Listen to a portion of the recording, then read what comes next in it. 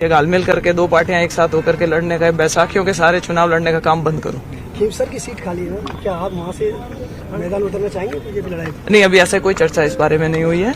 जो पार्टी का निर्देश होगा उसके हिसाब से काम करेंगे, पर हम सभी मिलकर के बहुत अच्छे मजबूती से चुनाव लड़ेंगे और पक्की बात है कि खीमसर की जो सीट है वो इस बार भारतीय जनता पार्टी के पक्ष में रहेगी। नागौर के अलावा हम पूरे स्टेट की अगर बात करें, सीटें कम हुई है, मानना पड़ेगा जी। क्या प्रमुख कारण आपको देखने को मिले? स्टेट में आपकी भी और नेताओं से भी बात हुई होगी, क्या कारण सामने आ रहे हैं? देखिए, कुछ नेशनल लेवल के ऊपर एक भ्रांति फैला दी गई थी कि 400 सीटें आएंगी तो रिजर्वेशन के ऊपर गाज गिर जाएगी। वो एक गलत प्रचार करने में कांग्रेस के और जो इंडिया गठबंधन के लोग थे वो ज्यादा कामयाब रहे। लोग बरगलावे में आ गए। मुझे लगता है इसका कहीं ना कहीं छोटा बड़ा नुकसान हुआ है। और उसके अलावा ये होता है कि भारतीय जनता पार्टी पिछले 2 बार से लगातार 25 सीटें राजस्थान में जीतती आई थी। आप सभी जानते हैं कि टॉप पे पहुंचना आसान होता है, पर टॉप पे बने रहना थोड़ा मुश्किल होता है।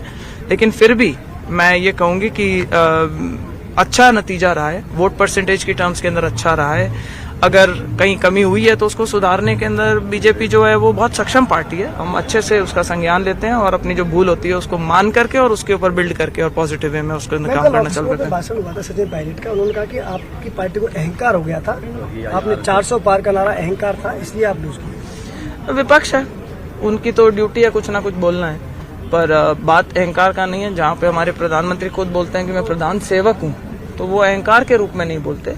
और जो भी उन्होंने आज तक फैसले लेने की बात करी है वो देश के हित में फैसले लेने की बात करी है। तो जब वो 400 बोल रहे थे तो मोदी जी अपने लिए नहीं मांग रहे थे, वो देश को एक सही दिशा में ले जाने के लिए वो उस तरीके का समर्थन चाह रहे थे जनता से।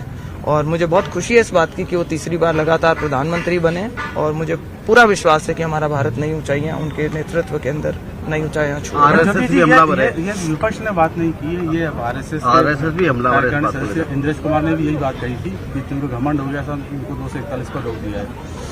आज उसका खंडन भी आया है। अगर आप उस खबर के ऊपर विश्वास कर रहे हैं तो जो आरएसएस की तरफ से खंडन आया उसका भी विश्वास कीजिए। अगर कोई इंडिविजुअल आदमी कुछ बोलता है तो मैं कमेंट नहीं करना चाहूंगी, मैं उनसे ज्यादा परिचित नहीं हूं।